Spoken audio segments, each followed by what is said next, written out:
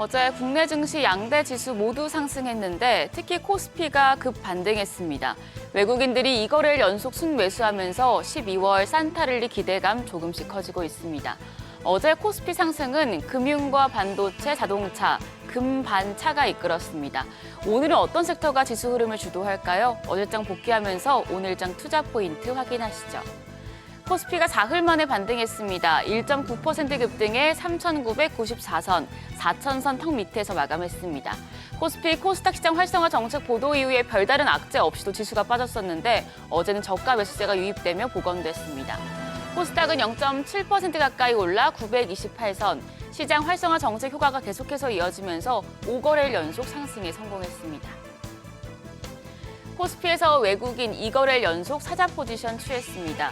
특히 어제는 1조 2천억 원 넘게 대거 순매수하면서 지수의 상승을 이끌었습니다. 전기, 전자와 금융업종 등에서 집중적으로 사들이는 모습이었고요. 기관도 4천억 원 가까운 매수 우위였습니다. 개인들만 홀로 1조 5,800억 원 가까이 팔아냈습니다. 코스닥 시장에서는 외국인들 2거래일 연속 또 순매도하는 모습이었습니다. 1,400억 원 넘게 팔아냈고요. 반면 기관이 1,330억 원 순매수했고 개인도 340억 원 사자 포지션 취했습니다. 시가총액 상위 대형주 흐름이 좋았습니다. 유가증권 시장 시총 10위권 전 종목이 상승보를 켰습니다. 금반차, 금융과 반도체, 자동차 대표주 흐름이 특히 좋았습니다. KB금융이 4.5%, 삼성전자 2.6%, SK하이닉스가 4% 가까이 뛰었고 현대차와 기아도 관세 우려 완화에 4% 넘는 오름세를 기록했습니다. 코스닥 시총 상위단은 혼조세였습니다. 로봇 섹터가 전반적으로 강했던 영향으로 레인보 로보틱스가 4.5% 가까이 반등했습니다. 반면 일부 바이오주들 낙폭이 컸는데요. 알테오젠과 코오롱 티슈진 4% 내외로 하락했고 펩트론이 8% 넘게 떨어지면서 2거래일 연속 크게 내렸습니다. 환율은 약했습니다. 정규장 마감 시간 1원 50전 내려 1,468원 40전에 거래를 마쳤습니다. 이후 야간 거래에서는 소폭 상승했었는데 NDF에서는 다시 1,468원대로 레벨을 낮췄습니다. 도널드 트럼프 미국 대통령이 내년 초쯤 차기 연준 의장을 발표하겠다고 알린 점이 시장의 긴장감을 누그러뜨린 것으로 풀이됩니다. 오늘 환율은 보합권에서 출발할 것으로 예상됩니다. 어제는 금융과 반도체, 자동차, 금반차의 지수 상승인 기여도가 가장 컸죠. 오늘은 어떤 섹터가 시장을 주도할까요? 일단 금융과 반도체 업종에 대해선 또 한 번 긍정적인 내용의 보고서가 나왔습니다. 대신증권은 내년에도 금융주를 움직일 만한 굵직한 상법 개정과 세제 개편이 기다린다며 금융섹터에 대해서 비중 확대를 제시했습니다. 모험 자본과 지속 가능 배당 성향, 손해율이 주가를 견인할 만한 세 가지 키워드로 꼽혔습니다. 그리고 이를 기반으로 해서 업종의 투자 매력도는 증권과 은행, 보험 순위라고 밝혔고요. 최선호주로는 한국금융지주와 키움증권, 의리금융지주를 제시했습니다. 반도체 섹터에서는 삼성전자 4분기 실적 서프라이즈가 예상된다는 증권가 전망이 나왔습니다.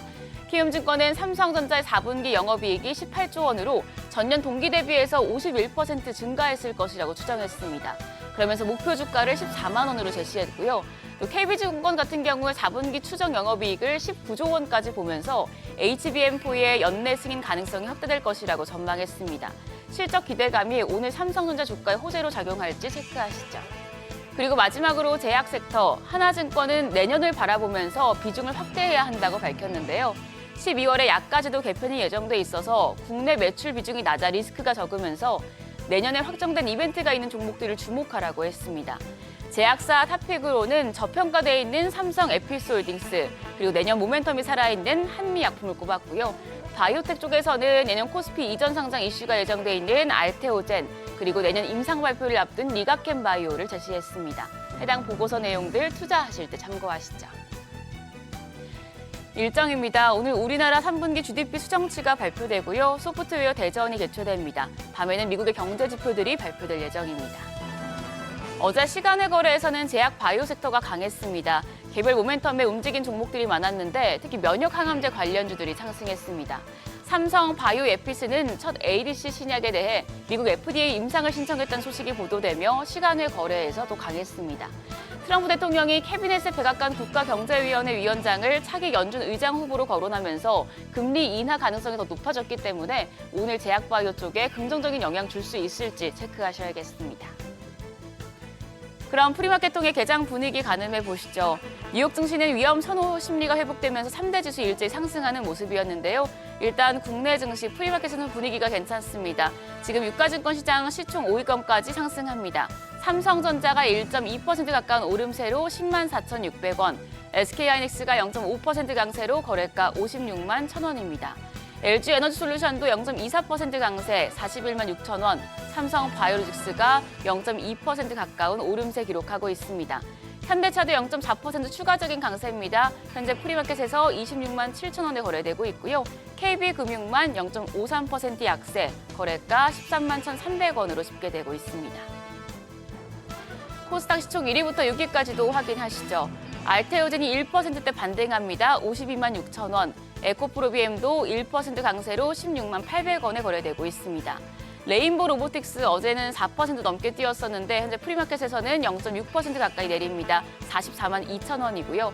리가켄바이오가 0.3% 가까운 오름세로 19만 2,500원.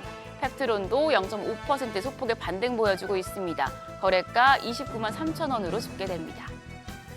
오늘 코스피 다시 4천선 돌파를 시도합니다. 외국인이 또 한 번 사자 포지션 취해줄 수 있을지, 그리고 어제처럼 금융과 반도체 쪽에서 시세가 나올지 지켜보셔야겠습니다. 지금까지 어제장 오늘장이었습니다.